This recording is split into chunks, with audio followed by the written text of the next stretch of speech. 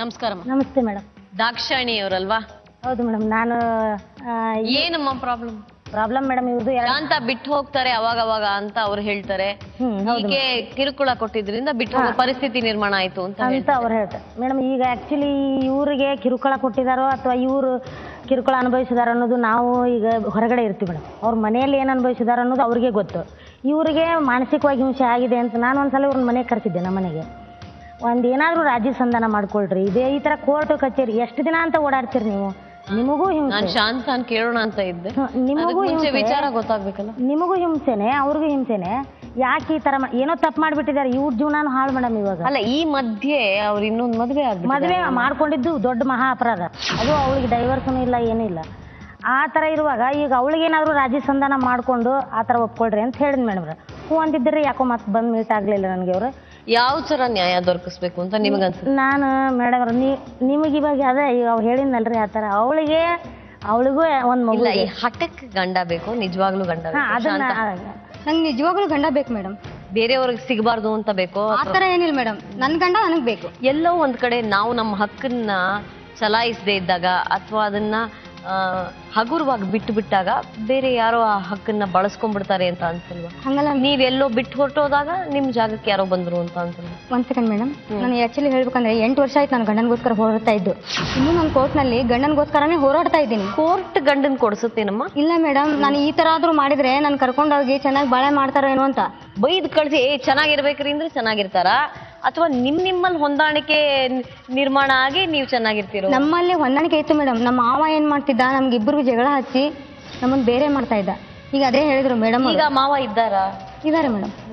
ಈ ಸವಿತಾಗೂ ನಿಮ್ಗೂ ಜಗಳ ಬರುತ್ತಾ ಮಾವನಿಂದ? ನನಗೇನ್ ಗೊತ್ತಿಲ್ಲ ಮೇಡಮ್ ಅವ್ರ ಬಗ್ಗೆ. ಒಂದ್ ನಿಮಿಷ ಸವಿತಾನ್ ಕೇಳೋಣ. ಇಲ್ಲ ರೀ, ಮಾವನಿಂದ ನಿಮ್ಗೆ ನಿಮ್ ಗಂಡನ ಜಗಳ? ಯಾರಿಂದ ಜಗಳ? ಯಾಕೆ ಶಾಂತ ಎಲ್ರು ನಿಮ್ಮನ್ನ ಮಾಡ್ತಾರೆ? ನೀವು ಮಧ್ಯಮ ವರ್ಗದ ಹುಡುಗಿನೇ, ಸವಿತಾನು ಏನೋ ಆತರ ಶ್ರೀಮಂತ ಮನೆಯಿಂದ ಬಂದಂಗೆ ನನಗೆ ಕಾಣಿಸ್ತಾ ಇಲ್ಲ. ಹಾಗಿರುವಾಗ ನಿಮಗ್ ಮಾತ್ರ ಕಿರುಕುಳ ಕೊಡ್ತಾರೆ, ಅವ್ರನ್ನ ಚೆನ್ನಾಗಿ ಇಟ್ಕೋತಾರೆ ಅಂದ್ರೆ ಹೇಗಮ್ಮ? ನನಗೆ ತಿಳಿದಿರೋ ಪ್ರಕಾರ ಅವ್ರ ಜೊತೆ ಜಗಳ ಐತಿ ಅಂತ ಕೇಳಿದೀನಿ ಮೇಡಮ್ ನಾನು. ಈಗ ಅವ್ರು ಸುಳ್ಳು ಹೇಳ್ತಾ ಇದಾರೋ ಸತ್ಯ ಹೇಳ್ತಾ ಇದಾರೋ ಅವ್ರಿಗೆ ಬಿಟ್ಟಿದ್ದು. ಅದು ನನಗೆ ಮಾತ್ರ ಮಾಡಿರೋದು, ನನಗೆ ಕೊಟ್ಟಿರೋ ಮಾತ್ರ ಪ್ರಾಬ್ಲಮ್ ಮಾತ್ರ. ಇದು ಮಾತ್ರ ಸತ್ಯ ಮೇಡಮ್. ಮುಂದೆ ಪ್ರಾಬ್ಲಮ್ ಕೊಡಲ್ವಮ್ಮ? ಅದೇ ಅಲ್ಲ ಮೇಡಮ್, ನನಗೆ ಇದೇ ತರ ಮಾಡಿದ್ರೆ ನನಗೆ ಅನ್ಯಾಯ ಆಗಲ್ವಾ ಮೇಡಮ್? ನಾನು ಯಾಕೆ ಇವ್ರನ್ನ ಬಿಟ್ಟು ಹೋಗ್ಬೇಕು? ಬಿಟ್ಟು ಹೋಗಿ ನೀವೇ ಹೋಗಿರೋದು? ನಿಮ್ಮನ್ನ ನಾನು ಅವ್ರು ಇಲ್ಲ ಮೇಡಮ್, ನಾನು ಬಿಟ್ಟು ಹೋಗಿಲ್ಲ. ನನಗೆ ಮೈಯಲ್ಲಿ ಆರಾಮಿರ್ಲಿಲ್ಲ. ಲಾಸ್ಟ್ ಟೈಮು ಮೆಣಸಿಗೆಯವರು ಅಲ್ಲಿ ತೆಗೆದಕ್ಕೆ ಹೋಗ್ತಾ ಇದ್ದೆ ನಾನು. ಇವರು ಪ್ರತಿದಿನ ನನಗೆ ತೆಗೆದು ಕಳಿಸ್ಲಾರ್ದೆ ಬಿಡ್ತಾ ಇರಲಿಲ್ಲ. ಅವಾಗ ನನಗೆ ಭಾಳ ಸೀರಿಯಸ್ ಆಗಿದ್ದರಿಂದ ನನಗೆ ಇವ್ರು ಕೇಳ್ಕೊಂಡು ಹೋಗಿದ್ದೀನಿ ಮೇಡಮ್. ಸರಿ ಹೋಗು ಅಂತಂದು ಹೇಳಿದರು. ತೋರಿಸ್ಕೊಂಡು ನಾನು ಬರ್ತೀನಿ ಕರೀಲಿಕ್ಕೆ ಅಂತ ಹೇಳಿದಾರೆ ಮೇಡಮ್. ಇವ್ರು ಬಂದಿಲ್ಲ. ನಾನು ವಾಪಸ್ 2-3 ಸಲ ಫೋನ್ ಮಾಡಿದ್ದೀನಿ. ಇವ್ರ ಮುಖಾಂತರ ಇವ್ರಿಗೆ ನನಗೆ ಫೋನ್ ಕಾಂಟ್ಯಾಕ್ಟ್ ಕೊಟ್ಟಿಲ್ಲ ಮೇಡಮ್ ನಮ್ಮ ಮಾವ. ಈಗಾದ್ರೂ ನನಗೆ ಇವ್ರ ಜೊತೆ ಕುಂದಿರ್ಬೇಕಂದ್ರೆ ನೀವು ಇದ್ದೀರಿ ಅಂತ ನಾನು ಕುಂತಿದ್ದೀನಿ. ನಾವು ಮದುವೆ ಆಗಿ ಎಷ್ಟು 10 ವರ್ಷ ಆದ್ರೂ, ನಾವು 2-3 ವರ್ಷ ನಾವು ಅವ್ರ ಜೊತೆ ಸಂಸಾರ ಮಾಡಿದ್ರು ಇವ್ರ ಪಕ್ಕ ಕುಂದ್ರಷ್ಟು ಧೈರ್ಯ ಇರಲಿಲ್ಲ ಮೇಡಮ್. ನನಗೆ ಕುಂದಿಸೇ ಕೊಡ್ತಿರಲಿಲ್ಲ ಅವರು.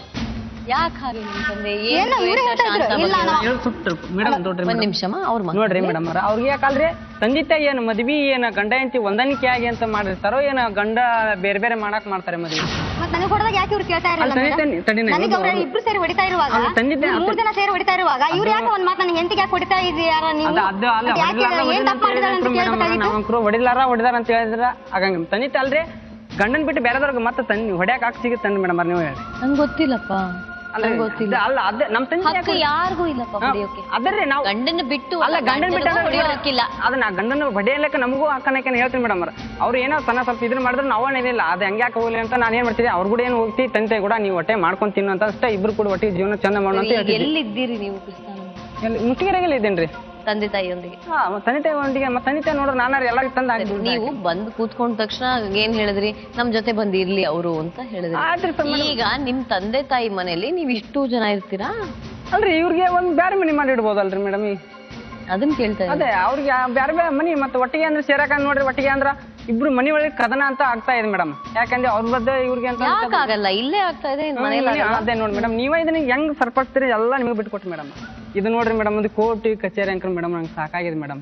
ಇದು ಒಂದು ಬಟ್ಟೆ ಬಿಟ್ಟರೆ ನನ್ನ ಕಡೆ ಮತ್ತೆ ಏನಿಲ್ಲ ಮೇಡಮ್. ಇಷ್ಟೆಲ್ಲ ಹಿಂಸೆ ಮಾಡಿಬಿಟ್ಟಿದ್ದಾಳೆ ಮೇಡಮ್. ಈಗ ಇದು ಮಾತ್ರ ಮುಗಿದಿದ್ ಮೇಡಮ್ ಫೈನಲ್ ಇದೆಯೇನು ನಿಮ್ ಕಡೆ ಏನಮ್ಮ ಶಾಂತ ಎಲ್ಲ ಸುಳ್ಳು ಹೇಳ್ತಾ ಇದಾರೆ ಮೇಡಮ್ ಅವರು.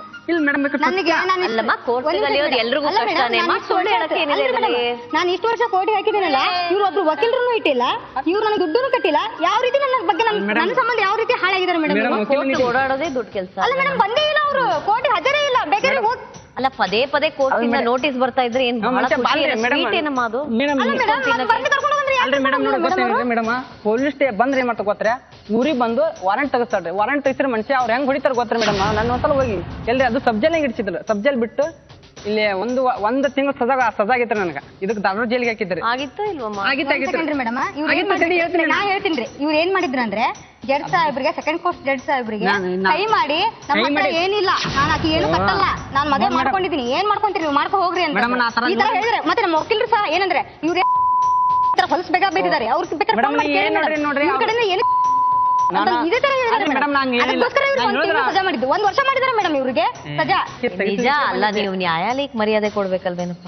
ಅಲ್ರಿ ಮೇಡಮ್, ನಾ ಕರೆಕ್ಟ್ ನೋಡ್ರಿ ಹೋಗ್ತಿದ್ದೆ, ಹೋಗಿನ್ರಿ ಕೋರ್ಟಿಗೆ ಎಷ್ಟೆಲ್ಲ ಹೋಗಿ. ಅಲ್ಲ ನೀವು ಹೋಗೋದಲ್ಲ, ಹೋದ್ರಲ್ಲಿ ಮರ್ಯಾದೆಯಿಂದ ನಡ್ಕೋಬೇಕಲ್ವಾ?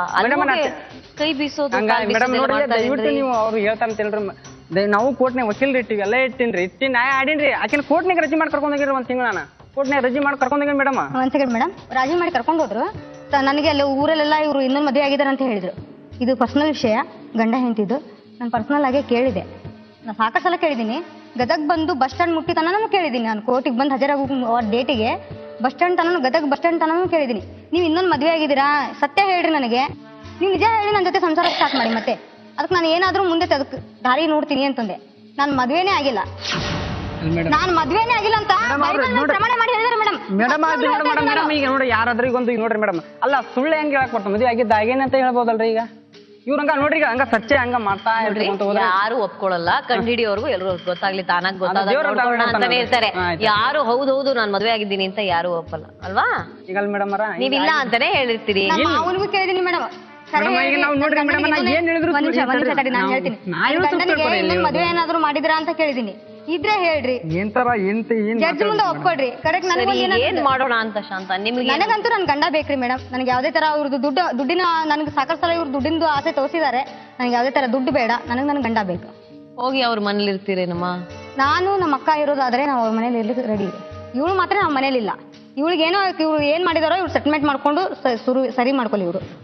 ನಾನು ಬಡವ್ರನ್ನ ಕರೆಸ್ಬಿಡಿ, ಬನ್ನಿಮ್ಮ. ಜಟಕ